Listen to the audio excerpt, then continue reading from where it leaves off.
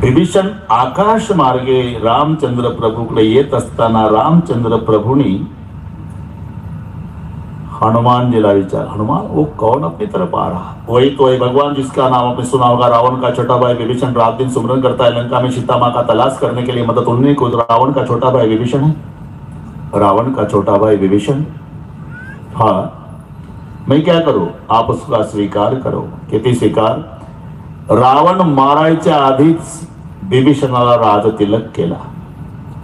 चकित झाले हनुमानजी, प्रभूजी मी फक्त स्वीकार करा म्हटलं, तुम्ही तर पार राजतिलक केलं। अहो, जर रात्रभरात परिणाम झाला आणि उद्या रावण पाया पडायला आला तर त्याला काय देणार?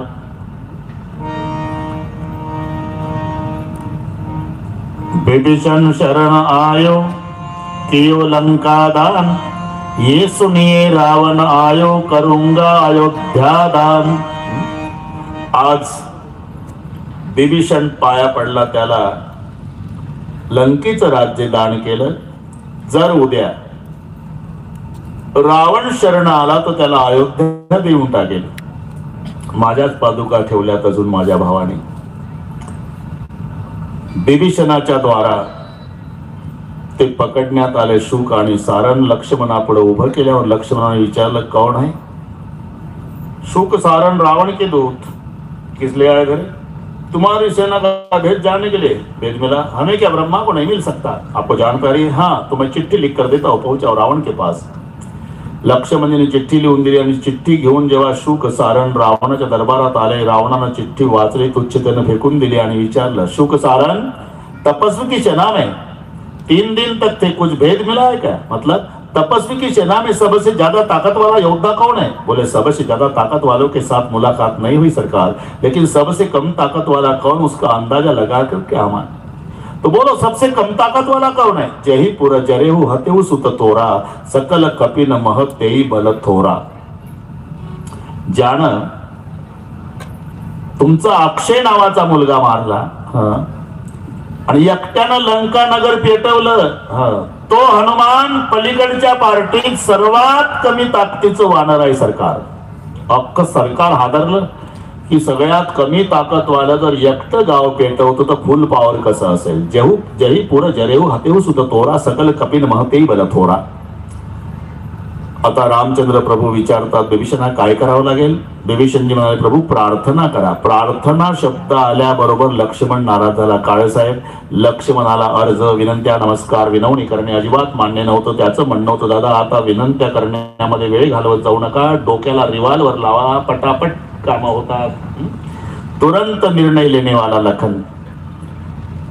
तरी 3.5 दिवस रामचंद्र प्रार्थना करतात समुद्राची, 3.5, कारण दोघांचंही समाधान करायचं आहे। वैऱ्याचा भाऊ म्हणतो प्रार्थना करा, स्वतःचा भाऊ म्हणतो प्रार्थना करण्यात वेळ घालवू नका। ऐकाव कोणाचं हा प्रश्न पडला। जर वैऱ्याच्या भावाचं ऐकलं तर स्वतःचा भाऊ लक्ष्मण नाराज होईल। त्याला वाटेल, पहा 13 वर्षे झाले मी कंद मुळ बोर फळ काट्या कुट्या जाऊन आणली, नवरा बायको खात होते, एक दिवस नाही विचारलं लक्ष्मणा काय खाल्लं का रे?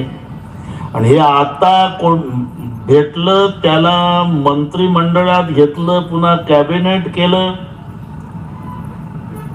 विभीषण तर सांगतो भलतेडे डोकं चालवायचं नाही, आणि पुन्हा त्याच ऐकतो दादा, म्हणजे माझा स्वतःचा भाऊ नाराज होईल। बरं, स्वतःच्या भावाचा ऐकावं तो वैऱ्याच्या भावाला वाटेल बरोबर आहे, शेवटी वैऱ्याचाच भाऊ पडतो ना, माझं ऐकेल कसं देव? म्हणून 3.5 दिवस प्रार्थना केल्यामुळे पहिलं काम केलं वैऱ्याच्या भावाचा विश्वास संपादन। 3.5 दिवस प्रार्थना केल्यामुळे विभीषणाला वाटलं, बापरे, पहिल्याच भेटीत स्वतःच्या भावाचं ऐकलं नाही, पण वैऱ्याचा भाऊ असून माझं ऐकलं देवानं, केवढा विश्वास। 3.5 दिवसाच्या प्रार्थनेनं हे काम केलं, वैऱ्याच्या भावाचा विश्वास संपादन केला, पण स्वतःचा नाराज होऊ नये। लगन ला दो शर्मान, नाचने लग गया, बेकार गए 3.5 दिन आखरी, मेरी बात माननी पडी भैया. इकडे लक्ष्मणही खुश केला. याला म्हणतात धर्मसेतू. रामचंद्राला वसिष्ठाने हे विशेषण दिलं, धर्मसेतू पालकतवत राहता. सेतू शब्दाचा अर्थ काळेसाहेब मराठीत पूल होतो, पूल. आणि पुलाचं काम काय आहे? जोडणे. सीताराम पाटील, नदीवर पूल झाला म्हणजे त्या गावचे माणसं तंबाखू खायला या गावात येतात ना, या गावाचे चुना मळायला त्या गावात. अरे दोन्ही गावं सकाळी एका ठिकाणी आणायचं काम पूल करतंय. तसं रामचंद्र प्रभूंनी जन्मभर जोडायचं काम केलं, जोडायचं काम केलं. त्याही वेळेला 2 प्रसिद्ध संत होते अशोकराव, ज्यांचं पटत नव्हतं. तुम्हाला काय वाटतं, हे पारमार्थिक क्षेत्र चांगलं आहे का? अरे राजकीय क्षेत्र चांगलं, तिथं रात्र भऱ्यामध्ये जुळून जात.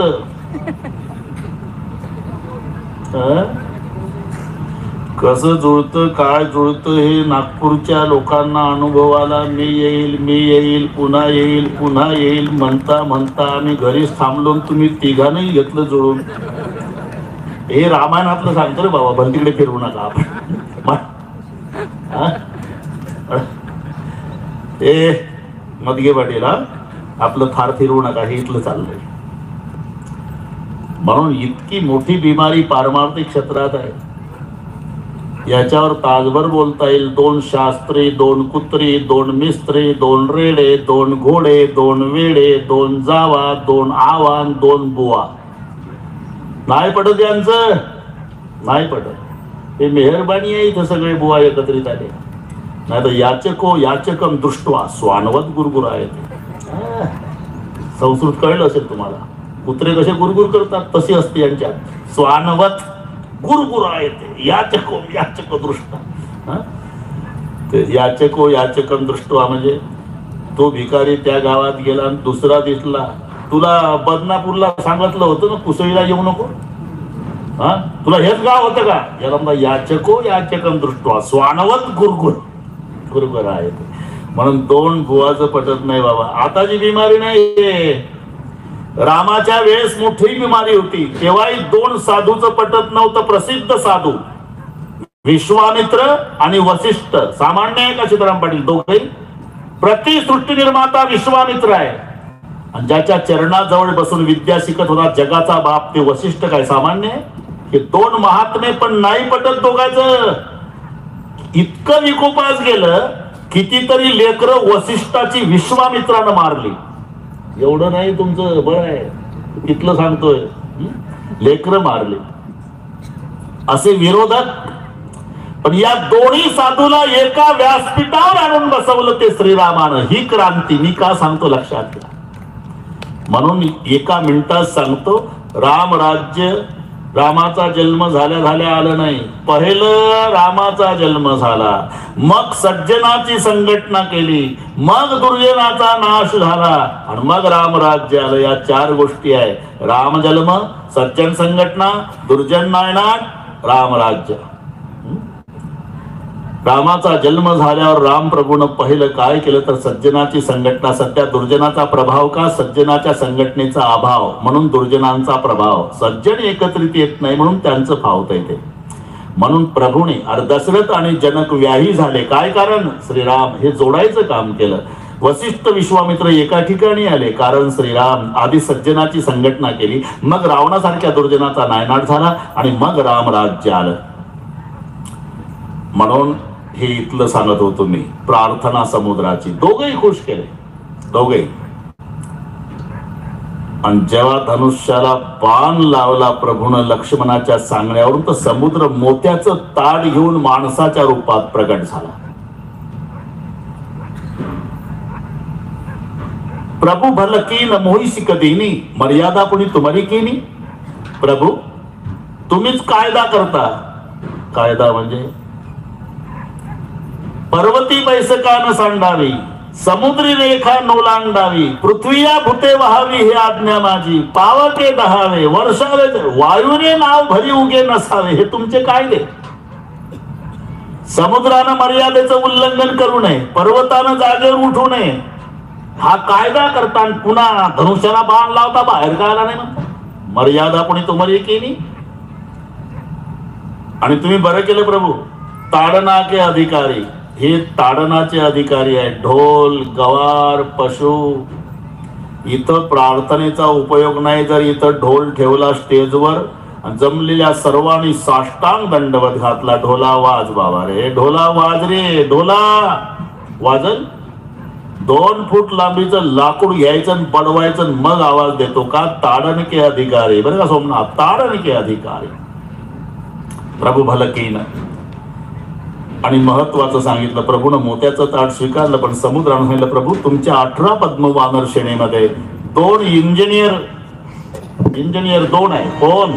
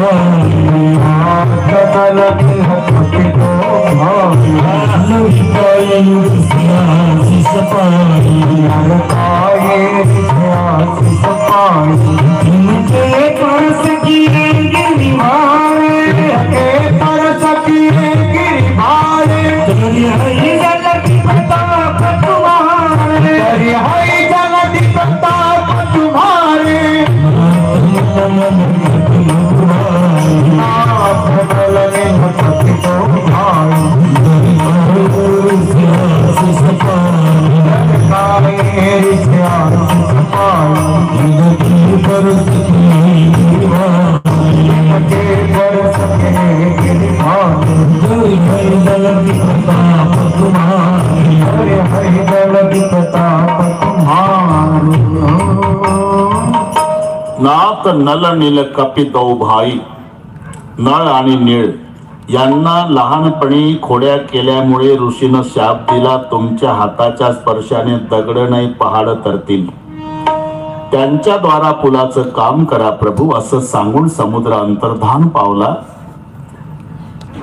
आणि या ठिकाणी सुंदरकांडाचा पूर्णविराम झाला. येथे श्रीमद रामचरितमानस सकल कली कलुषितुम सणे पंचम सोपान समाप्त.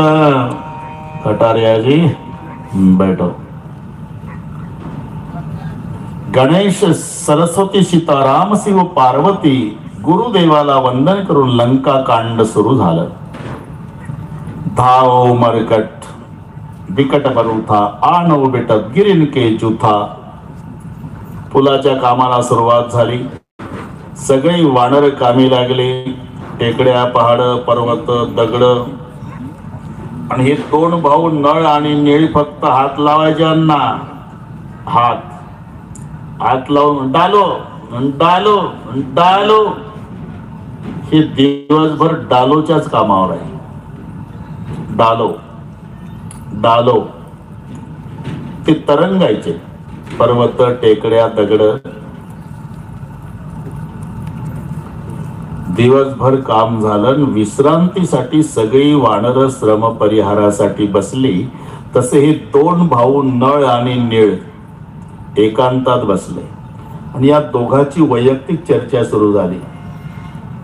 नळा, काय रे निळा, समजा आपण दोघं भाऊ या रामाच्या सैन्यात नसतो, काय दिवा लावला असता यानं? अरे आपल्यामुळे तर चाललं पुलाचं काम, श्रमदान आपलं नाव याचंच होईल. दोघांची चर्चा. सगळं जमत देवाला इतकंच नडतं. तीळ मात्र जरी होय अभिमान, मेरू तो समान भार देवा. आणि अभिमानाचं कार्य काय आहे? अभिमानाचं कार्य आहे बुडवणे. लेने को हरिनाम, देने को अन्नदान, तरणे को लीनता और डुबणे को अभिमान. ते तुम्हाला चांगलं माहिती आहे. अर्ध्या धारामध्ये अण्णा लवाळ नावाचं गवत असतं. अर्ध्या धारत त्याची पद्धत आहे. पूर आला की झोपून जातं. घालील लोटांगण वंदन चरण. पुराचं पाणी संपलं की गोंडा काढून उभं राहतो अर्ध्या धारत.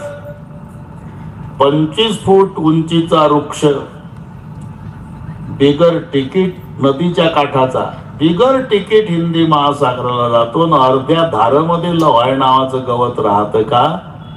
ते ताठ आहे आणि हे नम्र आहे. महापुरे झाडे जातील तेथे लव्हाळे राहते. म्हणून तरणे को लीनता, तरणे को लीनता और डुबने को अभिमान. रात्री एका माशानं धडक दिली आणि पहिल्या धडक योजनेत पूल गायब झाला.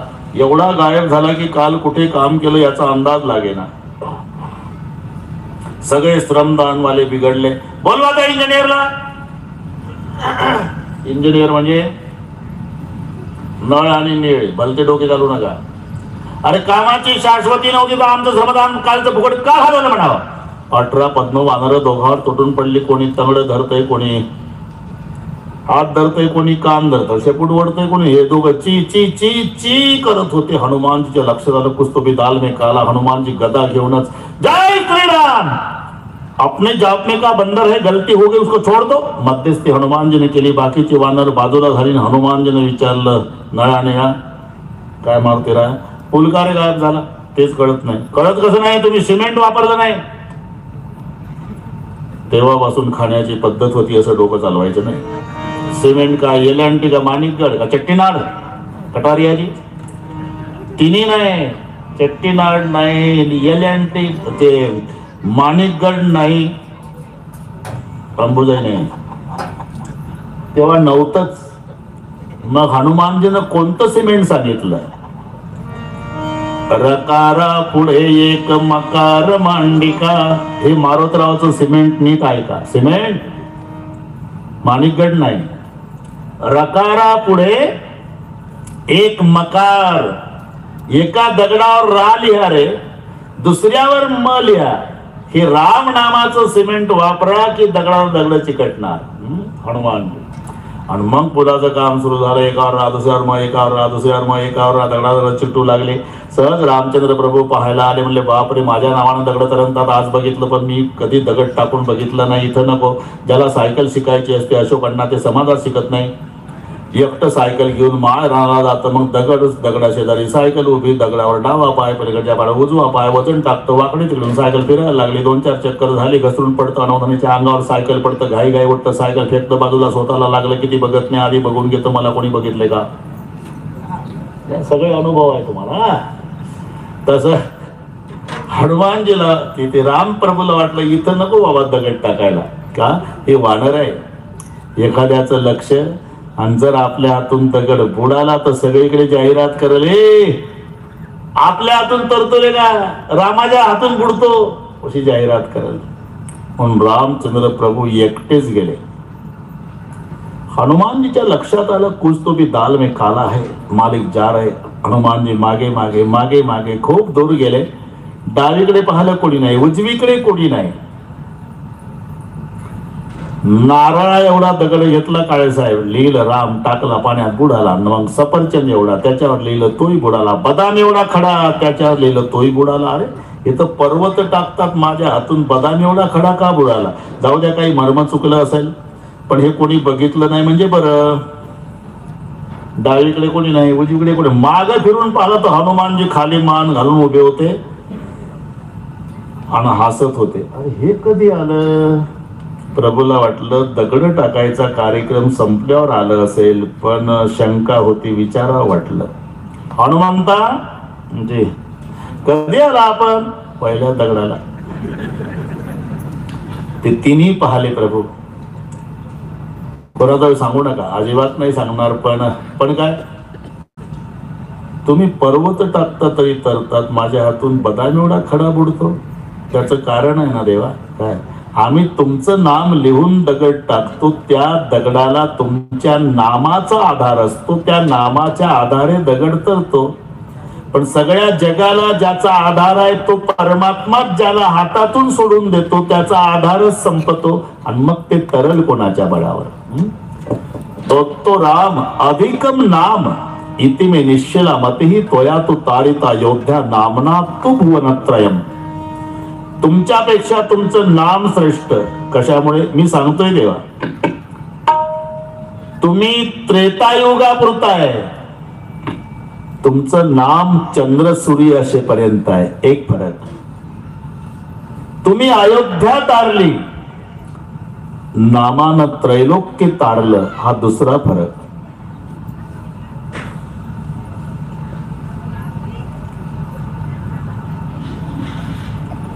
रामू काका सारखे वाटतात, ते बापू वाटतात, बरोबर आहे. कल्याणराव आहे का? इकडे एक काळे बसले, इकडे एक काळे, म्हणजे दोन्ही बंधू आलेले.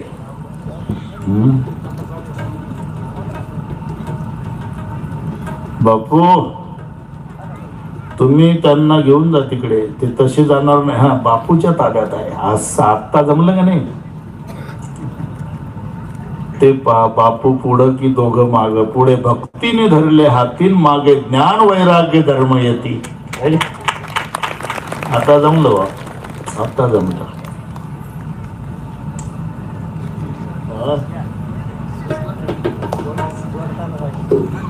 बरोबर नाही का? अरे अभंग आहे ना.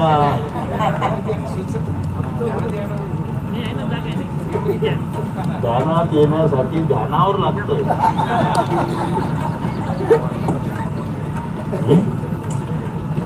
पहा आता ते कसं वजनदार झालं आपलं व्यासपीठ. काल हलकं हलकंच लागायचं ना. मधगे पाटील गैरहजर, काल बापूही गैरहजर. काका आज मस्त मजा आहे. आता मरते रावण, आता नाही जगत. एवढे मोठे मोठे लोक आल्यावर आता नाही. कटारियाजी पण पूर्वी एकच रावण होता म्हणून त्या रामाला जमलं भाऊ. आता रावण इतके झाले का राम कमी पडले. रामू काका, हनुमानजीला प्रश्न पडला, कौन से रावण की भुजा उखारू, कंसी लंका को आग लगाऊ, घर घर रावण घर घर लंका, इतने राम कहा से लाऊ. रामू काका तुम्ही आले बरं झालं. इतने राम. मजा आहे.